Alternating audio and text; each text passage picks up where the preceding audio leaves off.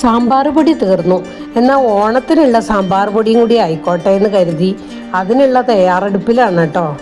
സാമ്പാർ പൊടിക്കുള്ള മുളക് ഞാൻ സാധാരണ മുളകും അത്ര തന്നെ കാശ്മീരി മുളകുമാണ് ചേർക്കാറുള്ളത്. പക്ഷേ ഇന്ന് കാശ്മീരി മുളക് ഞാൻ വാങ്ങാൻ മറന്നുപോയി. അപ്പം ഞാൻ വിചാരിച്ചു ഇത് പൊടിച്ച് കഴിഞ്ഞിട്ട് കാശ്മീരി മുളക് പൊടി ഇരിക്കുന്നുണ്ട്, അത് ചേർക്കാമെന്ന് കരുതി. അങ്ങനെ അതിൻ്റെ കാര്യത്തിൽ തീരുമാനമായി. പിന്നെ മല്ലിയാണ് അടുത്തത്. മല്ലി 2 ദിവസം മുമ്പ് തന്നെ കഴുകി ഉണക്കി വെച്ചിരുന്നു കേട്ടോ. കഴുകി ഉണക്കി വെച്ച മല്ലി 2 കാര്യങ്ങൾക്ക് വേണ്ടിയിട്ടാണ്. ഒന്ന് പകുതി സാമ്പാർ പൊടിക്കും പകുതി മല്ലിപ്പൊടിക്ക് വേണ്ടിയിട്ടുമാണ്. എന്തായാലും ഞാൻ എല്ലാം വേറെ വേറെ ആയിട്ടാണ് വറുത്ത് മാറ്റി വെക്കണത്. കാരണം ഓരോന്നിൻ്റെ മൂപ്പ് ഓരോ തരമാണല്ലോ. സാമ്പാറിന് വറക്കുമ്പോൾ മല്ലി ഒരുപാട് മൂത്ത് പോകരുതെന്ന് മുത്തശ്ശിയമ്മയൊക്കെ പറയാറുണ്ട് കേട്ടോ. പിന്നെ അടുത്തതായിട്ട് 1 ടേബിൾ സ്പൂൺ ഉഴുന്നുപരിപ്പും 1.5 ടേബിൾ സ്പൂൺ കടലപ്പരിപ്പും കൂടി വറുത്ത് മാറ്റിയിട്ടോ. എന്തിനാന്നല്ലേ, സാമ്പാറിന് നല്ല ടേസ്റ്റും അതേസമയം നല്ല കൊഴുപ്പും കിട്ടാൻ വേണ്ടിയിട്ടാണ് കേട്ടോ.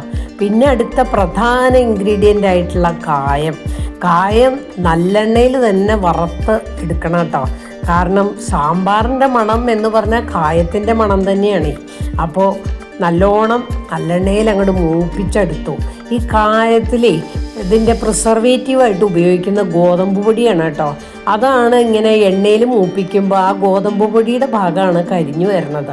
പിന്നെ അടുത്തത് ഉലുവയാണെങ്കിൽ ഒരുവിധം മൂപ്പിക്കണം എന്നാണ് പറയുക. കാരണം ഉലുവ പൊടിച്ചു കഴിഞ്ഞാൽ കാപ്പിപ്പൊടിയുടെ കളർ വരണത്ര നല്ല മൂത്തിരിക്കണം പൊടി.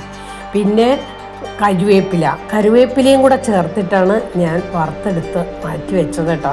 പിന്നെ അവസാനം ഒരു 2 റൗണ്ട് പൊടിക്കലുണ്ടായി. ആദ്യത്തെ റൗണ്ടിൽ പൊടിച്ചെടുത്തു, 2ാമത്തെ റൗണ്ടിൽ കാശ്മീരി മുളക് പൊടിയും കൂടെ ചേർത്തിട്ട് ഒരു പൊടിക്കൽ. അങ്ങനെ സൂപ്പറായിട്ടുള്ള സാമ്പാർ പൊടി റെഡിയായി. ഓണത്തിനുള്ളതും കൂടി ആയിട്ടോ, ധാരാളം ഉണ്ട്.